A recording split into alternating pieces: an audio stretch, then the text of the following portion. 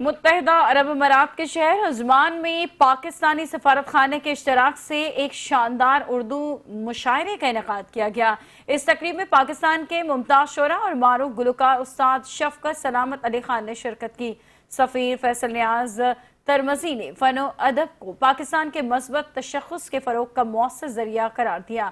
Abu Dhabi میں پاکستانی سفارت خانے کی جانب سے ابھی کچھ لوگ باقی ہیں کہ عنوان سے عجمان میں ایک بھرپور اردو مشاعرے کا انعقاد کیا گیا، جس میں پاکستانی کمیونٹی اور ادب سے محبت رکھنے والے افراد کی بڑی تعداد نے شرکت کی۔ مشاعرے میں پاکستان کے ممتاز شعراء ڈاکٹر صباحت واسطی، عباس تابش، شکیل جازم، علی زیرون، امبرین حسیب، احمد عطا، سائمہ آفتاب اور دیگر نے اپنے کلام سے سماع باندھ دیا۔